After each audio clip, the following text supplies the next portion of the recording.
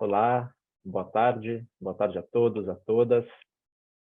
É um prazer estar aqui com vocês, estar com, enfim, todas as pessoas que estão nos acompanhando ao vivo, imagino que de vários cantos da América Latina e quiçá do mundo. Eu vou estar mediando, né? Meu nome é Richard Ziplin, sou diretor de operações e relações institucionais do Movimento Bem Maior.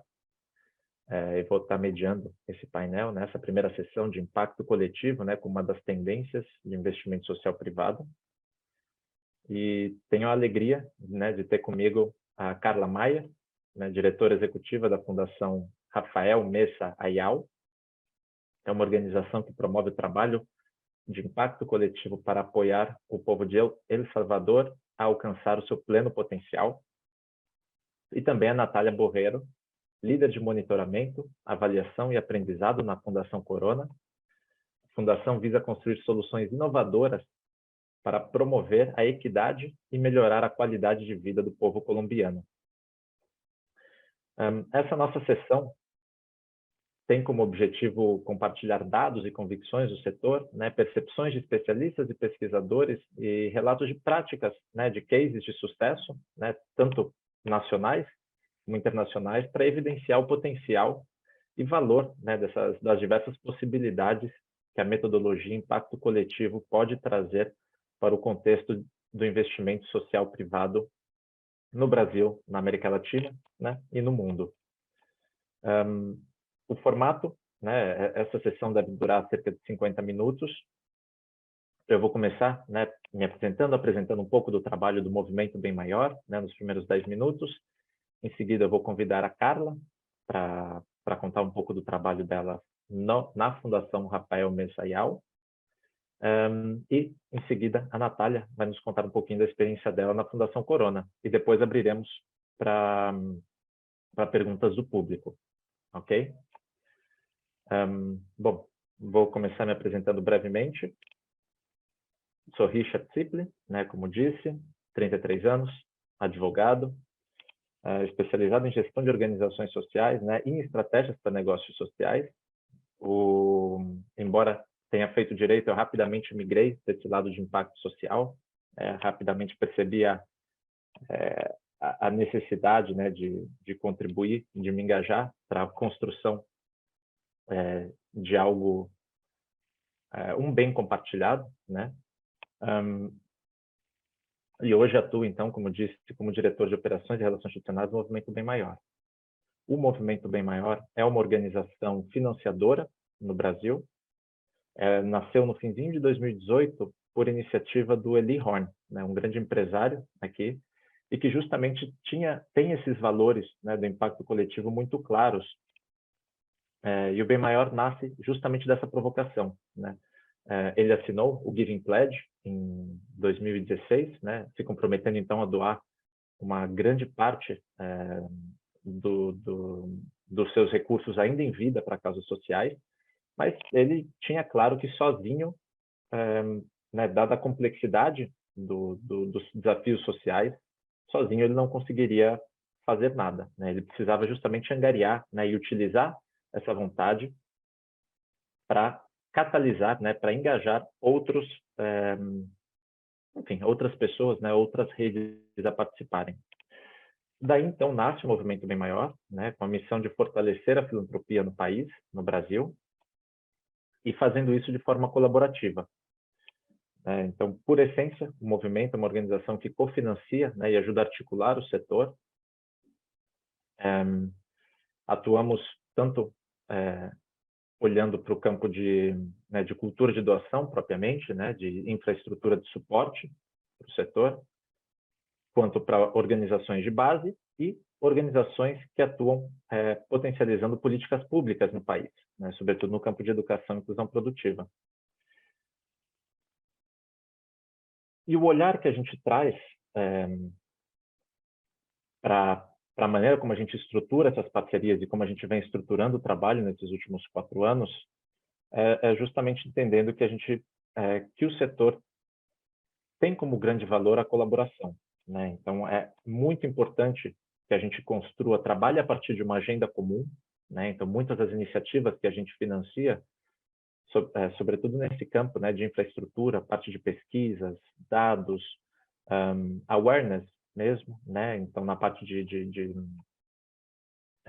melhorar as narrativas, né, do setor e de trazer mais informações, vem desse lado, vem com esse olhar de criar, construir uma agenda comum, né, de aproximar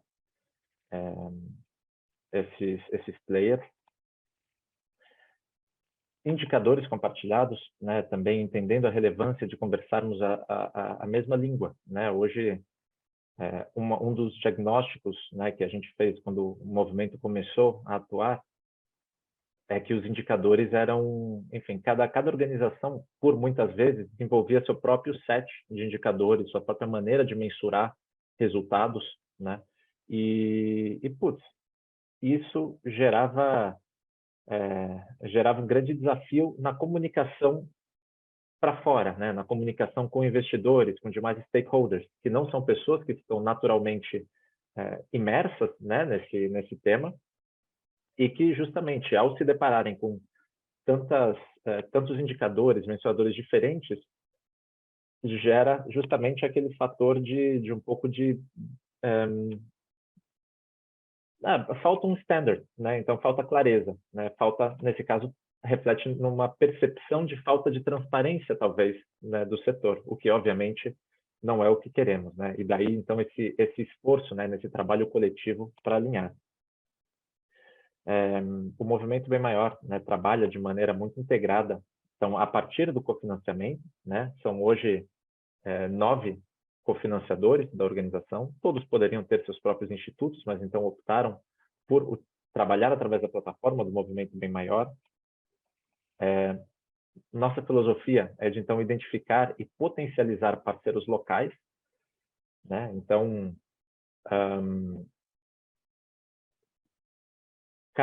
a ideia é que cada um possa entrar com seu expertise. Acho que o grande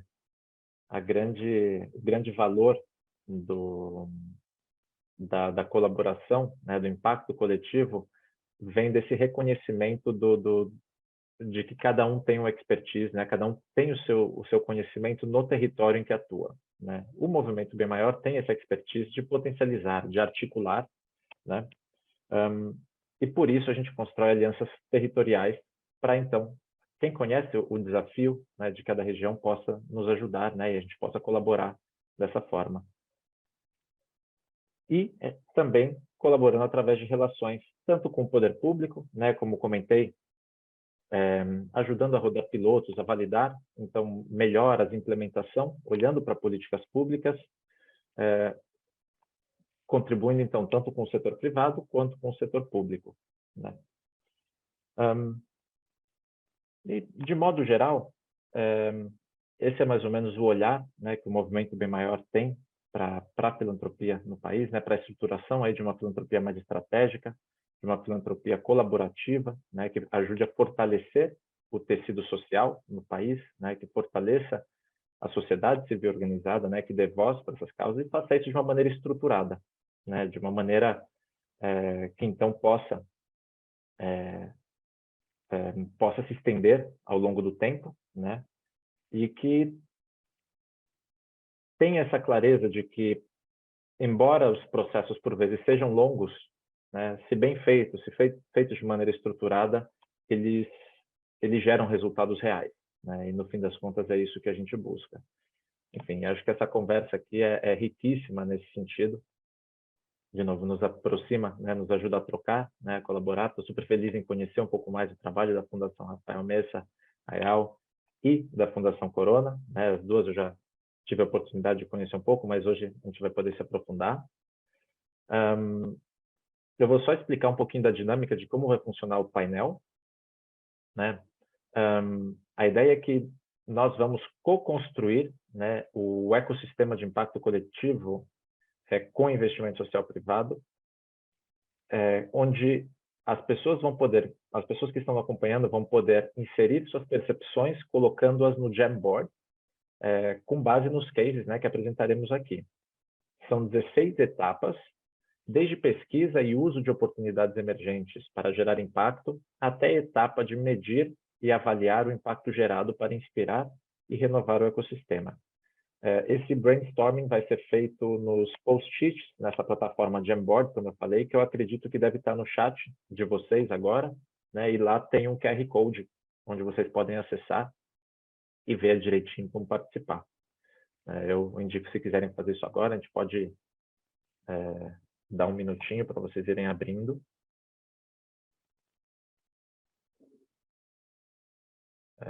Aproveito também, né, obviamente, para agradecer a United Way, né, e parabenizá-los pela iniciativa, por organizar essa sessão conosco.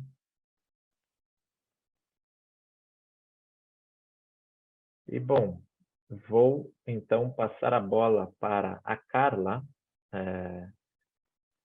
que vai, então, peço, Carla, que você se apresente brevemente, né, e nos conte um pouco, né, sobre qual o principal papel da Fundação, né, por que escolheram trabalhar com impacto coletivo e, na prática, como isso funciona. Por favor. Gracias, Richard. Es un gusto estar aquí con todos. Muchas gracias a United Way, a todos los organizadores por este espacio y por compartir nuestra experiencia. No somos expertos, pero sí tenemos experiencia implementando proyectos de impacto colectivo en El Salvador y con gusto se los compartimos. Voy a presentar un segundo solo proyecto.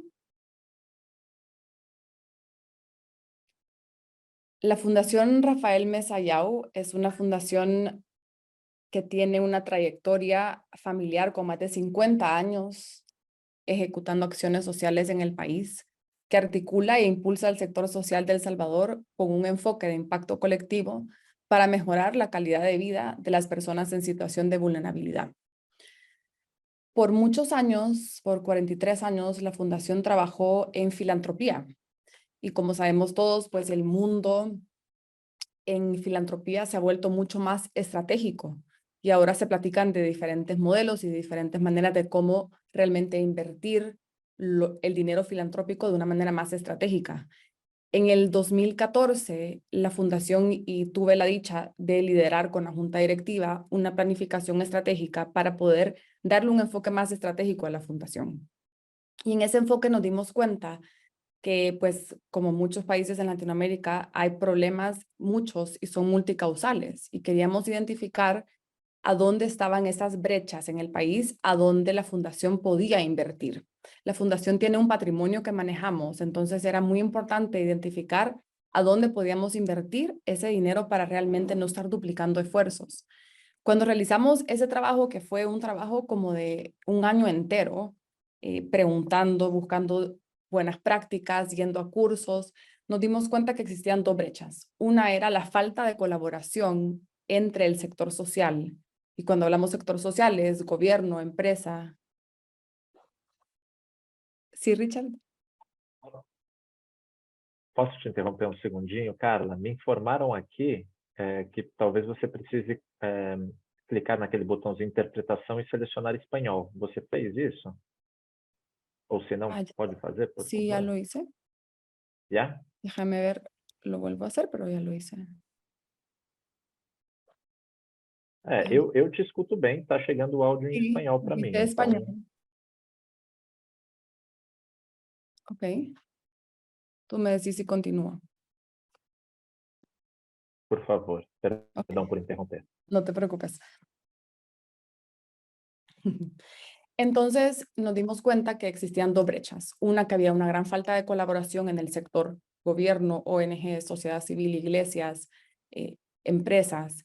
Y dos, que había una gran falta de formación de las personas que trabajamos en ese sector, porque usualmente no hay fondos para invertir en capacitarnos. Entonces decidimos tomar estos dos retos para poder contribuir a mejorar la calidad de vida de las personas en El Salvador. Y es así como diseñamos esos tres ejes a donde trabajamos. El primero se llama alto impacto, el segundo familia y legado y el tercero formación social. Alto impacto responde a la brecha de falta de colaboración. En alto impacto lo que hacemos es implementar proyectos con la estrategia de impacto colectivo y seleccionamos proyectos que tienen un enfoque en un territorio específico o un proyecto que tiene un enfoque nacional, que puede impactar a todo el país. El eje de formación social es el que corresponde a la brecha de falta de formación en el sector, y este fue, pues, ha sido increíble porque creo que todos compartimos acá, pues lo que hacemos es dar formación gratuita a todos los que trabajan en el sector social. Damos becas, damos talleres, damos experiencias de intercambio, porque hay mucha hambre y mucha falta de conocimiento para elevar y contribuir a elevar ese impacto colectivo. Y luego el eje de familia legado, pues es un eje que apoya la filantropía que se venía haciendo desde 1971 que se estableció la fundación. Para la fundación, y creo que el concepto de impacto colectivo, yo llevo trabajando más de 12 años en el sector social del país.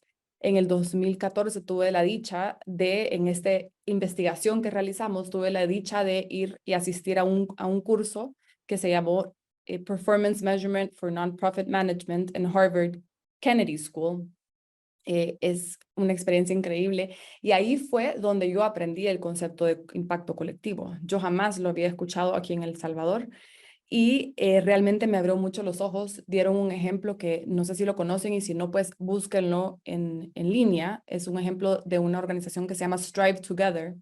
Me acuerdo que hablamos mucho del caso de Strive Together, y yo dije, esta es una manera sistematizada de poder articular y realmente poder hacer colaboración, porque muchas veces se habla de colaboración, pero ¿cómo se hace la colaboración? Entonces, es un modelo sencillo, los 5 componentes, pero en realidad es complejo, porque el impacto colectivo es human-centered, se centra en el humano, se centra en personalidades, y realmente depende mucho de que hayan estos objetivos en comunes y que exista un backbone organization, una organización líder que realmente pueda darle continuidad a esta estrategia. Aquí se lo separé en preguntas para dirigir un poquito más fácil la presentación. ¿Cuál es el papel principal de la fundación en estos proyectos de alto impacto? A la fecha tenemos 5 proyectos de alto impacto que hemos liderado con esta estrategia de impacto colectivo. Entonces, la Fundación Rafael Mesayao tenemos el honor de ser la organización backbone, la que lidera estos 5 proyectos. El rol principal de esto es articular actores clave, liderar los proyectos con excelencia y fortalecer a los aliados con que trabajamos. Entonces, creo que la identificación de con quiénes trabajamos, quién se puede realmente complementar con el trabajo que cada quien hace, ese es súper importante para poder realmente ejecutar un proyecto que tenga un impacto colectivo. Y creo que ahí también va la búsqueda de fondos. Nosotros trabajamos en ese rol principal en buscar fondos que realmente contribuyan al proyecto. ¿Por qué invertimos bajo la estrategia de impacto colectivo? Porque creemos firmemente que para poder potenciar el dólar y que realmente rinda lo más posible para poder generar impacto, creemos que tenemos que unir esfuerzos. Hoy en día, pues ya no es lo mismo estar trabajando solos. El impacto realmente se potencia trabajando en conjunto. También sentimos que evita la duplicidad de esfuerzos. Es muy típico, y nosotros cuando escuchamos este concepto dijimos, hace todo el sentido del mundo, porque tú puedes ir a cualquier pueblito en El Salvador a donde existen trabajos sociales y te puedes encontrar a 3, 4, 5 organizaciones trabajando en el mismo tema o temas que se pueden complementar, y ni uno tiene idea qué hace el otro. Entonces, es súper importante evitar esa duplicidad de esfuerzos y potenciar realmente y complementarse con las acciones sociales.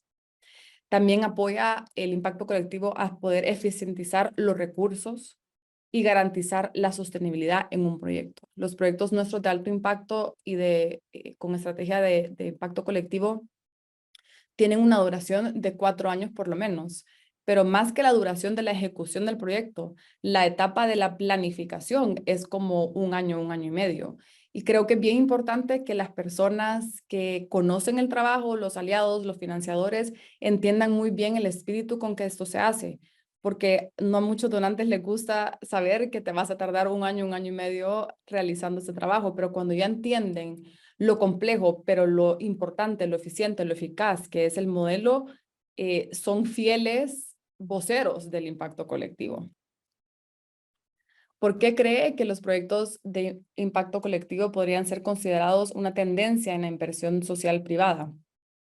Pues como les contamos, como les estoy contando, trabajamos con muchas empresas. Aquí pueden ver con USAID, con la Alcaldía de San Salvador, con parroquias. Y en realidad las empresas cada vez, la tendencia de las empresas ahorita es en torno a la sostenibilidad. Aquí en El Salvador suena mucho, también en Estados Unidos, el GSE, cómo medirlo, governance, social, environmental. Entonces, es muy importante entender que las empresas están pensando en un tema de sostenibilidad, que es cómo podemos garantizar que los recursos de ahorita sean suficientes para el futuro. Entonces, ellos ya están pensando realmente cómo puede las acciones que ellos van a invertir poder influir en su cadena de valor e influir en que en el futuro pueden garantizar que su empresa sea una empresa rentable, sea una empresa que dé a la sociedad. Y creemos que a las empresas les interesa mucho, pues como todo en la vida, es ganar, ganar.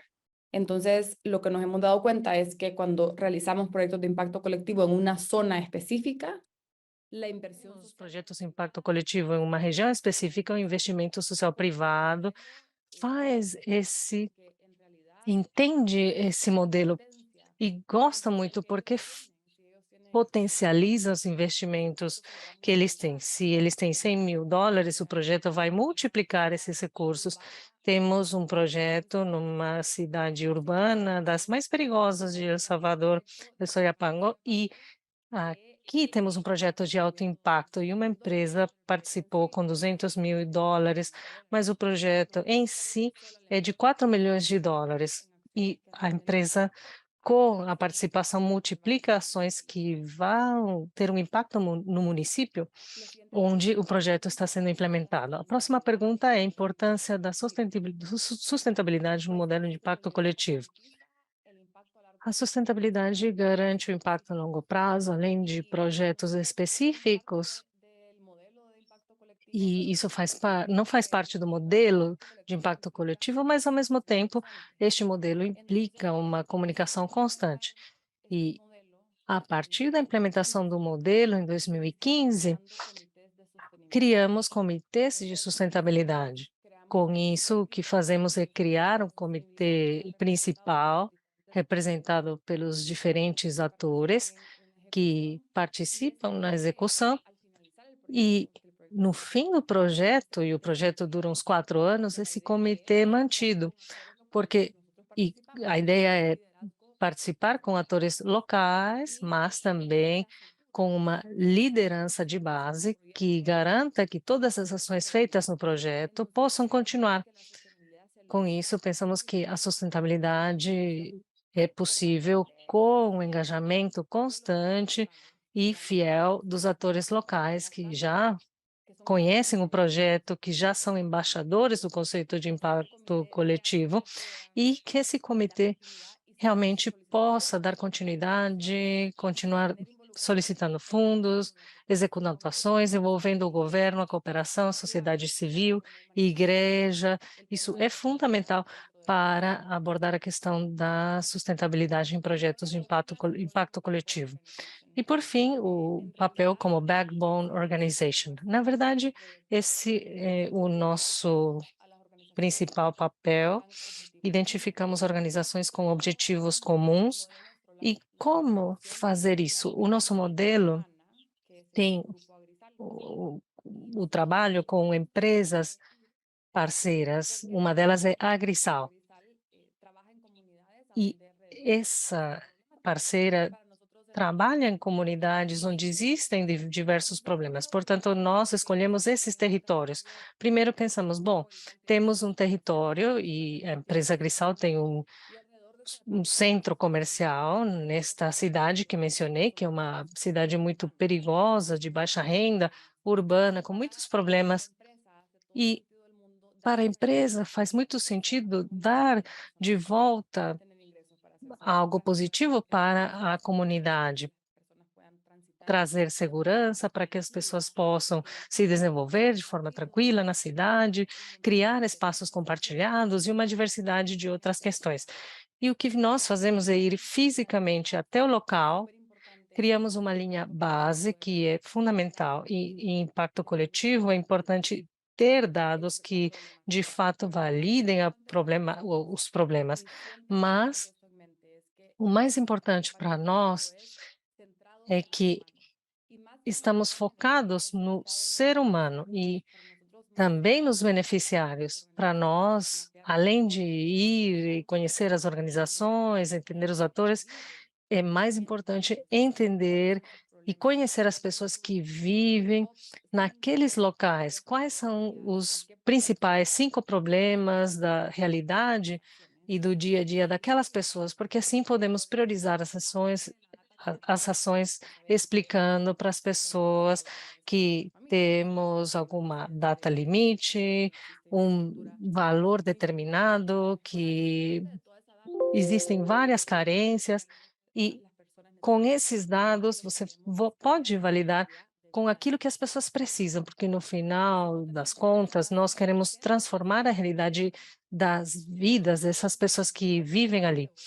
E após esse mapeamento e entendendo os 5 pontos prioritários, e também não podemos escolher muitas coisas, porque se não conseguirmos ser eficientes, escolhemos parceiros que vão executar aqueles projetos e que eles sejam especialistas em determinados assuntos.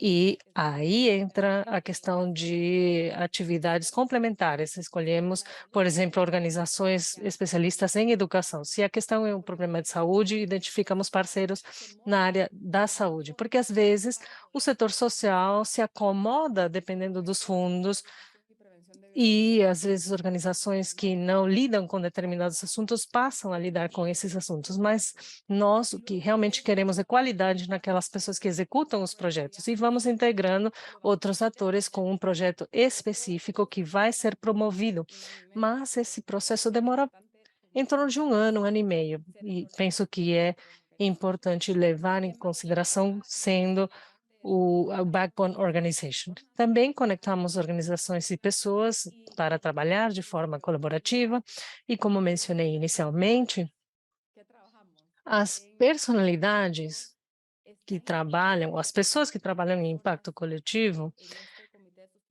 devem ser pessoas que se entendam, se comuniquem bem, que possam acreditar de fato no conceito de impacto coletivo, porque somos pessoas as que estamos levando adiante esse tipo de projeto. Também temos o eixo de formação social. Parte do nosso papel é fortalecer os parceiros com os que trabalhamos. Penso que essa é uma vantagem, não está dentro do modelo de impacto coletivo, mas pensamos que deveria estar, porque nós escolhemos as pessoas que estão nas localidades, isso garante a sustentabilidade. Não escolhemos pessoas externas.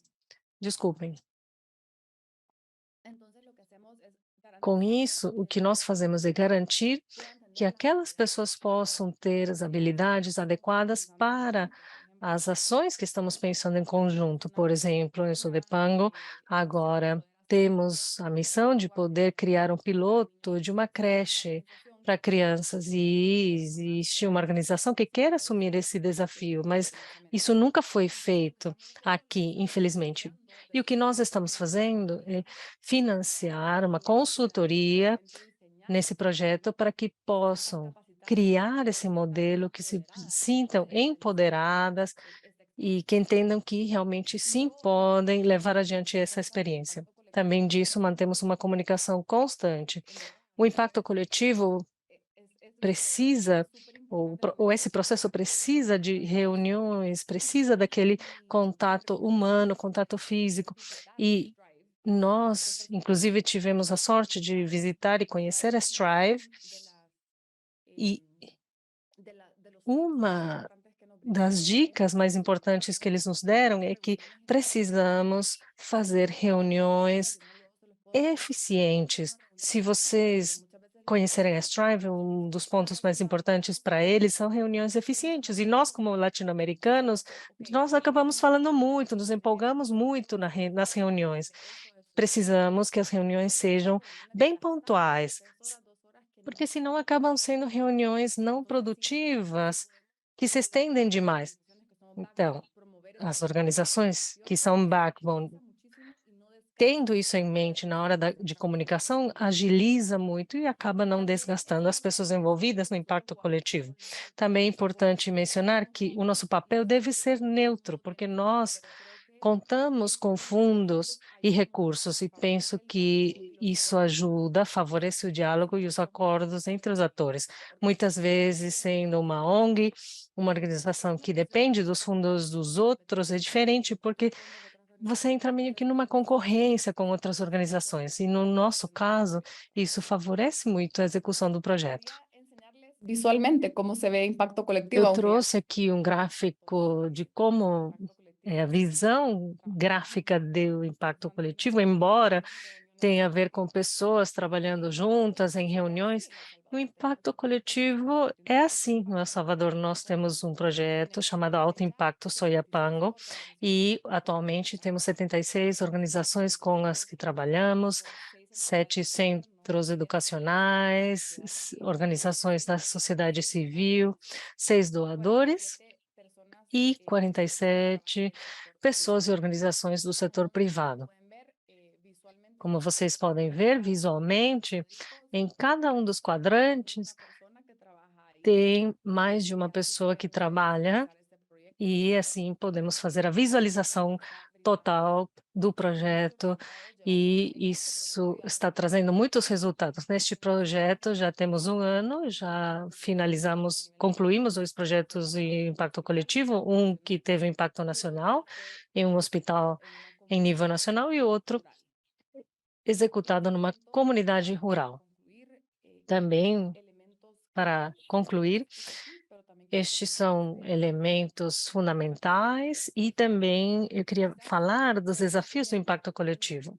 Resumindo, um elemento central é estar focado em beneficiários e nas pessoas. Se, como organização Backbone, se ainda você não foi conversar com a dona Rosinha, que não foi trabalhar porque precisa cuidar das crianças ou que precisa vender no mercado, se você não consegue entender realmente as necessidades dos beneficiários, conversando com eles, indo, visitando ou fazendo visitas em campo, não vai ser eficiente o projeto. O projeto não vai ter tanto impacto.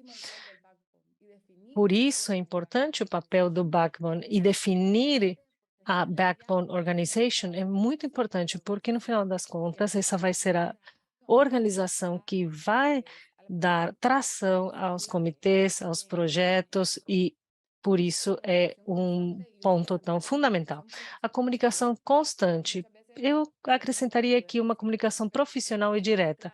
Muitas vezes não temos clareza na comunicação, evitamos dizer que não estamos atingindo os resultados. Deve existir uma confiança, às vezes eu preciso dizer para uma diretora, colega de uma outra ONG com uma trajetória mais extensa, que eu já tive que falar para ela. Eu acho que estamos muito retrasados nessa questão, o que podemos fazer? Mas isso envolve muita confiança da parte dela, de aceitar, você tem razão, Carlinha, precisamos melhorar esse ponto. E também coragem da minha parte, e profissionalismo, para saber que ela vai receber dessa forma e não vai levar para o lado pessoal, porque pode acontecer. O foco nas métricas, mensurar, e eu acho que essa é uma fraqueza no nosso setor social no El Salvador, e estamos procurando fazer isso. Tem sido um desafio alinhar os requisitos de métricas com todas as ONGs, mas é um processo que fortalece cada organização. A qualidade de tudo que fazemos, identificar os líderes para cada assunto é fundamental. Estar em inovação constante, penso que a inovação está focada no human-centered, ou seja, focado no ser humano. E se os processos de impacto coletivo estivessem baseados nesse foco, os projetos podem chegar a ter muito mais impacto. E também as personalidades. É fundamental saber quem são aquelas pessoas que possam trazer positivismo, pessoas na fundação que possam ser líderes. São pessoas completamente profissionais, positivas, pessoas contagiantes mesmo. E quais foram os desafios identificados? Tem sido vários, principalmente em nível de personalidades, ou tem a ver com a possibilidade de dar feedback para o colega, admitir que algo não está saindo bem. E eu comento, vou compartilhar com vocês que em 2020 criamos uma iniciativa de atendimento de emergências no país. O presidente da fundação, naquele então, me disse: seria importante reunir as organizações mais importantes do El Salvador, naquele então eram mais ou menos 6, para criar uma plataforma para que no momento de algum desastre natural, alguma emergência, possamos dar resposta. Nós conseguimos reunir, além de integrar 150 empresas e organizações, mas ainda não tínhamos definido quem ia ser a organização backbone. A ideia é que uma outra organização fosse, e até então aquela organização ainda não assumiu o papel como líder e ser backbone. Então, por isso eu digo, saber quem é o backbone e assumir essa responsabilidade é muito importante, porque sendo líder, você deve saber alocar pessoas, tempo, esse é o papel do backbone, e estamos nesse ponto, não sabemos se vão ser eles, se vamos ter que assumir essa liderança, e essa nossa experiência como Fundação Rafael Mesa Ayala, essa é uma imagem das nossas visitas, estamos à disposição para perguntas, não somos especialistas, é claro, o nosso modelo é tropicalizado. Em Harvard, eles, e no Strive, eles falam de transformar sistemas ou intervenções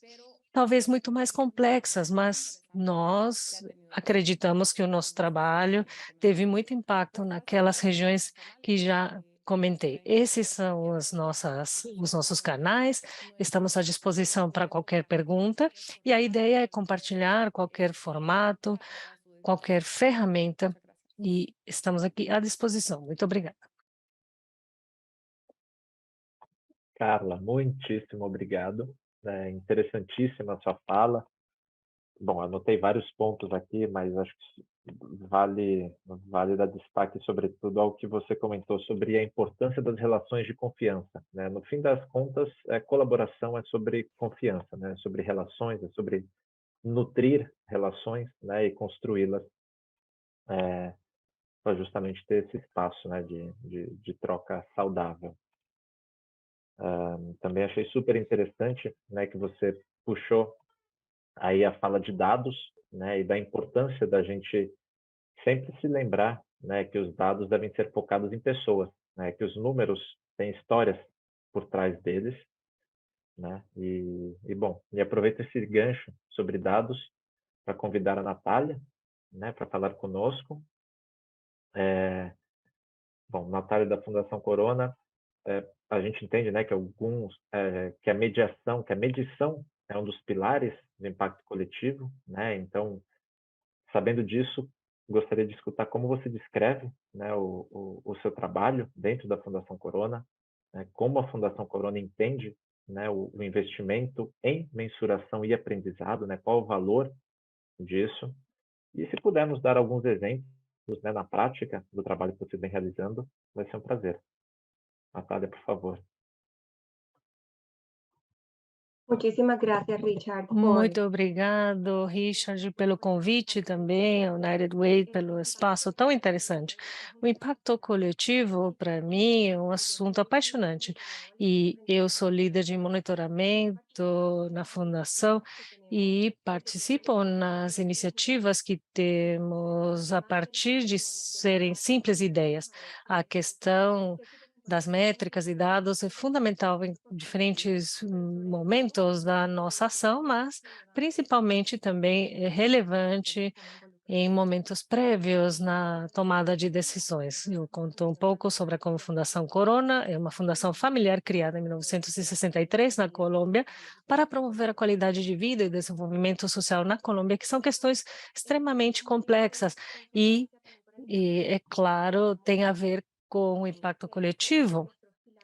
Percebemos que dentro dos nossos pilares estratégicos, a articulação de atores, a medição de atores, além da movimentação de recursos, como a Carla mencionou, questões determinantes. E com o uso da tecnologia, entendemos esse alinhamento estratégico e a visão. Os exemplos que eu vou compartilhar são a partir de 2 iniciativas estruturadas, a partir dos 5 pilares, porque existem outros esforços e exercícios de colaboração muito interessantes. Tudo que fazemos com a ajuda de vários atores, e estes estão estruturados na base dos pilares. E por que fazemos a mensuração de dados em impacto coletivo? Primeiramente, a partir do momento que são ideias, nós fazemos aproximações dos territórios para entender as necessidades das populações, além de entender a disposição desses sistemas nos que queremos trabalhar, quais condições habilitantes existem, questões de atores que querem contribuir para assumir o desafio de atores colaborativos. Então, estes são os 5 pilares do impacto coletivo. E em cada um deles existem dados. Na agenda comum, precisamos dados sobre os problemas que existem, porque é a única forma de analisar cada um desses problemas, é a única forma de alinhar um trabalho conjunto, entendendo de forma compartilhada as alternativas. E, normalmente, quando pensamos em dados e métricas, evidentemente, falamos em uma métrica comum e é fundamental porque requer capacidades muito importantes a partir da organização suporte ou backbone organization, porque é neste pilar onde são criados os dados, se analisa a informação e a partir daqui, criamos um exercício permanente, um aprofundamento da colaboração. Uma das iniciativas que trabalhamos, que é a Global Opportunity Initiative, para o caso de Bogotá, que é parte de uma rede liderada por Aspen. Entendemos com a equipe que o exercício de agenda comum, apesar de uma visão de 10 anos, não é algo que aconteça uma vez no início da articulação, é algo constante e que precisa estar se renovando em nível de conversa, de diálogo entre os atores que estão envolvidos nessa análise. Também, no terceiro pilar, temos as atividades a reforçar, que, para mim, um dos pilares mais importantes no exercício de impacto coletivo é uma ação muito complexa, como o Richard disse, e a Carla também falou sobre o aprofundamento da colaboração e como realmente é conquistada essa articulação, é uma questão de um avanço fundamental. E para chegar nesse ponto, é fundamental a comunicação permanente para poder avançar e aprofundar no impacto coletivo. Portanto, todos estes pilares nos levam a entender que em cada ponto, em cada momento, existem dados porque tomamos decisões importantes, decisões sobre como entendemos o problema, como trabalhar de forma coletiva, como somar esforços, mas também essa organização de suporte deve ter as habilidades para poder fazer uso desses dados e deixar disponíveis para o trabalho colaborativo. Para nós, da Fundação Corona e os exercícios de impacto coletivo que estamos desenvolvendo, vemos que o investimento em monitoramento, avaliação e aprendizagem é fundamental, porque precisamos tomar decisões. Portanto, devemos entender estes 3 componentes, o monitoramento diferente da avaliação e aprendizagem. Com isso, estamos tentando dar resposta a um accountability estratégico. E qual a diferença entre este accountability e o accountability tradicional? Normalmente, quando pensamos na o entendimento desse accountability é se ele é atingido ou não.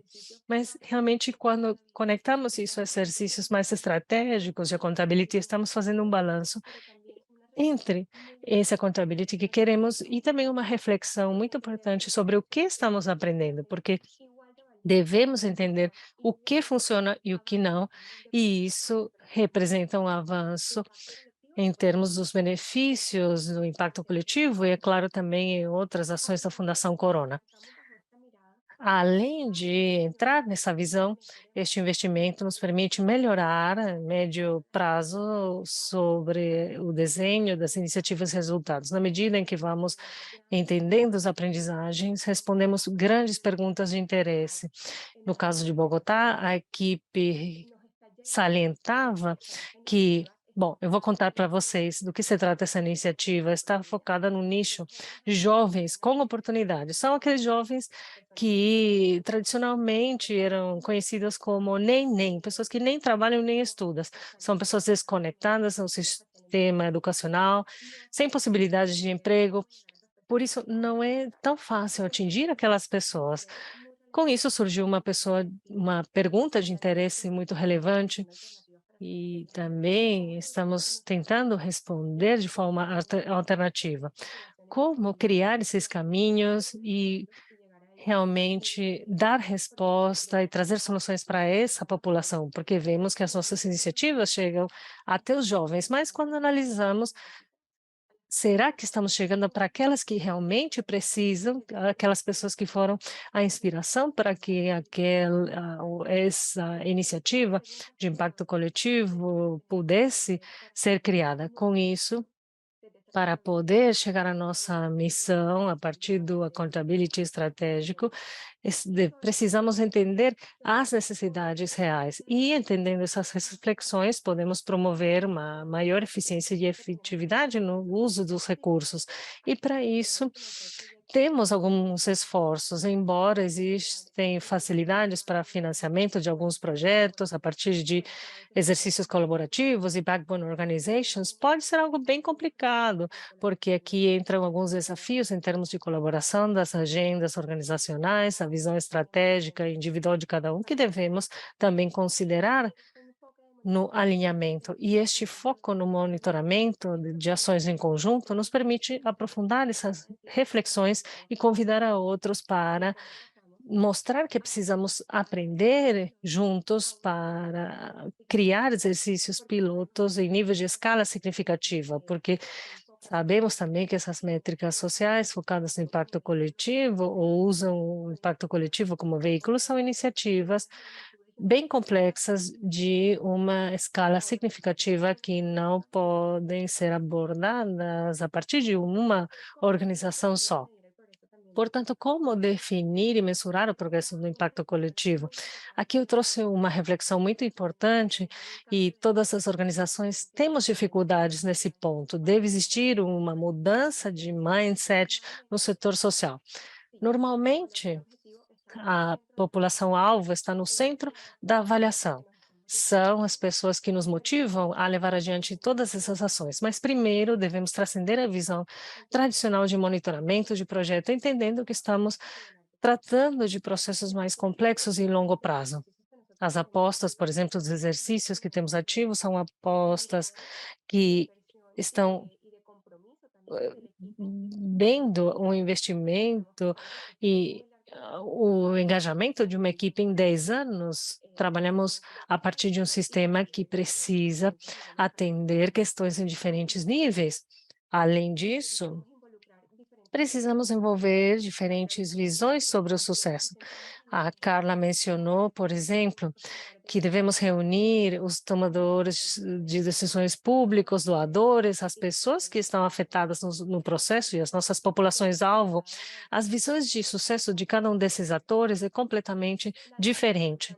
E a definição de uma agenda comum e conseguir essa articulação de atores precisa contar com essas medidas em termos de equidade, sobre como reflexionamos sobre essas visões, como são integradas para entender uma visão ou chegar a uma visão compartilhada para poder atingir excelentes resultados. Um outro ponto também é projetos e apostas a longo prazo são bem complexas e devemos entender que os resultados vão ser lidos em nível intermediário e há pontos que não podemos desconhecer e qual vai ser esse aprofundamento dos resultados do impacto coletivo, conseguindo uma visão compartilhada do problema ou sobre as soluções desse problema. Estamos tentando chegar a um acordo em onde devemos focar o investimento entre os atores e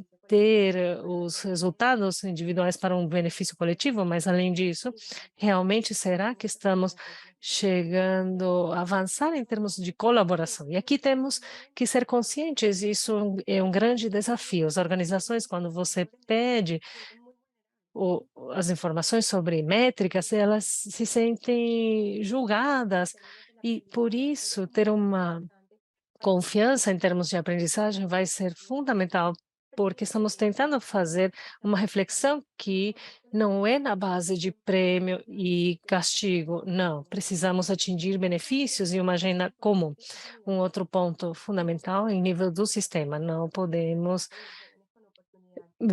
esquecer que, no caso destes jovens em Bogotá, é um problema que está inserido num sistema que tem práticas e diferentes níveis de tomada de decisões. As práticas públicas, como se definem as políticas públicas, também é uma das barreiras mais importantes que enfrentamos para desenvolver o nosso exercício de impacto coletivo. Além disso, dentro do sistema, devemos entender que estes atores que estão aqui podem ser muitos, mas isso não quer dizer que tenhamos todos os mais relevantes, ou às vezes alguns atores presentes têm o poder e a capacidade para capitalizar outros atores que deveriam estar envolvidos também. E aqui um ponto fundamental é como transformar as dinâmicas de poder no marco do impacto coletivo. Por exemplo, em Bogotá e no painel anterior,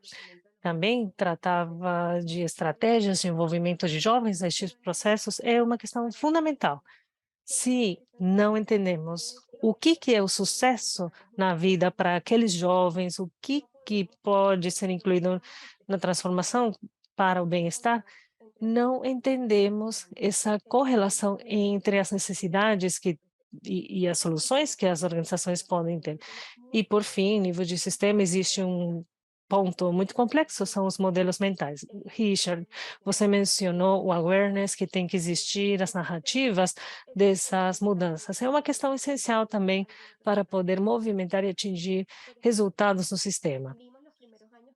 Por exemplo, nos primeiros anos, entendemos que se continuássemos a falar desses jovens nem em Bogotá, isso criava mais barreiras do que precisávamos, ou seja, fazer um awareness desse problema levava a uma percepção muito negativa dessa população.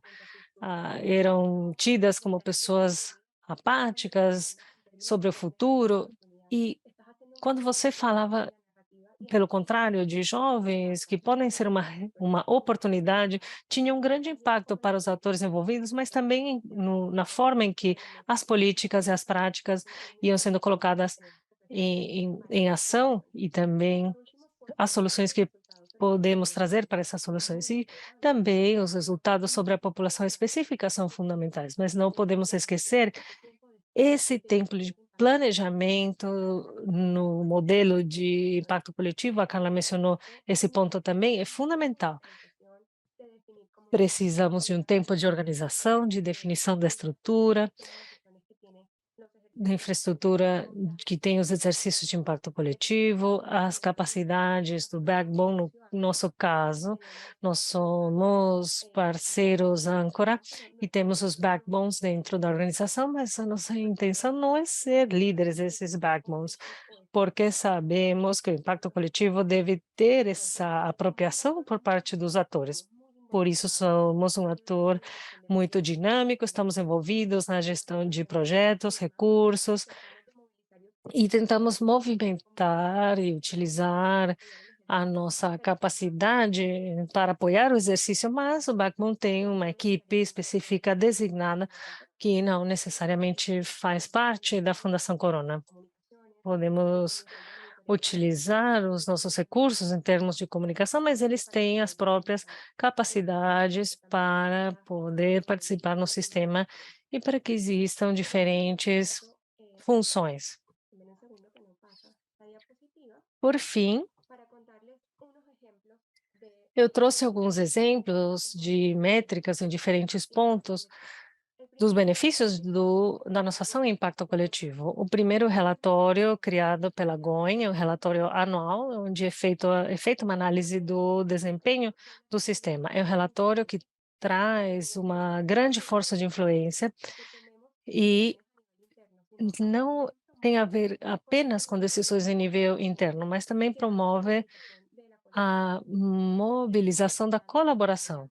E aqui a ideia é aumentar o awareness, tentar que os tomadores de decisões entendam que existem muitos desafios, mas que também é uma oportunidade para a procura de recomendações, ou seja, chamados para ação de forma reflexiva e colaborativa em diferentes níveis que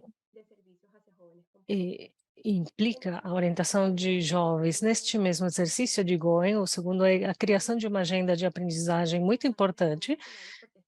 E estamos criando essas reflexões de forma interna, mas existem três principais. A primeira é como fazer essa colaboração que realmente permita a articulação de ações que possam servir de reforço, porque estamos tendo iniciativas com a liderança do Backbone, mas ainda sentimos a falta de trazer à tona e refletir sobre a capacidade emergente, o momento de articulação entre os atores do sistema. Um outro ponto é como conseguir ou identificar rotas mais inclusivas voltadas a setores particulares da economia, com oportunidades para estes jovens, como conquistar a sustentabilidade e coincido com a Carla, o impacto coletivo e as mudanças em nível sistêmico é uma maneira de trazer uma sustentabilidade para esses projetos. Um outro desafio, é claro, a sustentabilidade financeira. Um outro exemplo que eu trouxe é uma iniciativa, e eu não mencionei muito sobre essa, porque estamos apenas no nosso primeiro ano, e é chamada a Nossa Barranquilla. E a Fundação Bortner, na Suíça, nos apresentou este marco, esse esquema, muito voltado para questões de accountability estratégica. E aqui nos ajudam em identificar as ações estratégicas, princípios e pontos de mudança para trazer nesse exercício de impacto coletivo, mas também uma das recomendações é aguardar e entender melhor quais são as prioridades mais relevantes para o contexto, trazer perguntas relevantes para Barranquilla, porque, novamente, a subjetividade da definição de sucesso em um jovem em Barranquilla é muito diferente de um jovem em Bogotá, muito diferente dos jovens no Brasil ou em Salvador. E, finalmente, Go em Bogotá está fazendo a sua primeira réplica interna. Esse é um outro exercício completamente diferente para entender os avanços e como coincidem essas duas iniciativas, ou seja, Go em Barranquilla, identificarem jovens potenciais como um exercício com uma visão mais ampla sobre os jovens dentro do mesmo território. E com isso tivemos a oportunidade de entender o exercício de impacto coletivo trabalhando com um ecossistema semelhante com atores que conseguem se esforçar e, com isso, aprenderemos os desafios a partir dessa ação. Muito obrigada. Muito obrigado, Natália. Bom, interessantíssima a sua fala também. Acho que a provocação, né, sobre... Ricardo, Oi, hola. Carla. Sí, Olá. perdona, mira, me tengo que ir, pero yo sé que... Desculpa, eu preciso sair. Eu sei que recebemos uma pergunta. Gabriel, vou responder rapidinho. A pergunta é: onde vocês investem mais? Acho que tem a ver com os investidores. A resposta clara é qualquer ponto que afete a própria cadeia de valor. Por exemplo, se eles querem ou está sendo afetada a renda, os fornecedores ou as relações com o governo, a ideia é pensar sendo como aquela empresa e pensar em o que é importante para eles. Eu vou dar um exemplo específico. O governo de El Salvador acabou de criar uma lei que todas as empresas de mais de 100 funcionários têm que ter creches. Imagine empresas que nunca tiveram uma creche a implementar ou trazer uma creche de forma obrigatória. Então, eles têm um problema e você traz uma solução que coincida, ou em projetos que coincidam com as necessidades dos beneficiários. Aí seria um ponto muito interessante. Muito obrigada pela oportunidade, eu preciso sair. Foi uma honra. A todos os colegas, United Way e Richard, obrigada pela oportunidade. Obrigado, Carla. Bom, tem várias perguntas que vão ser enviadas, né? Então, a ideia é que vocês possam, tanto a Natália como a Carla, depois vai receber as perguntas também. Como a gente está sem tempo, que elas possam ser respondidas depois com calma, e o pessoal da United Way vai compartilhar no chat do vídeo as respostas. Bom, como eu dizia, estava agradecendo a Natália pela fala dela, né? Acho que ela trouxe um ponto sobre a relevância das relações de confiança, né, no Measure and Learning, né? Então, como trabalhar junto com as organizações para que elas se sintam confortáveis, né, para construir esse processo, não se sintam de fato monitoradas sobre o aspecto negativo da palavra, né, e sim entendo que é uma construção conjunta. Então, acho que isso abre aí boas conversas. E, bom, gostaria, né, mais uma vez, então, de agradecer a participação da Natália, da Carla, a todos que nos acompanharam, agradecer a United Way por organizar essa sessão e espero que tenham gostado. E, sem mais delongas, né, temos uma próxima sessão chegando aí. Muito obrigado, um ótimo dia e até uma próxima.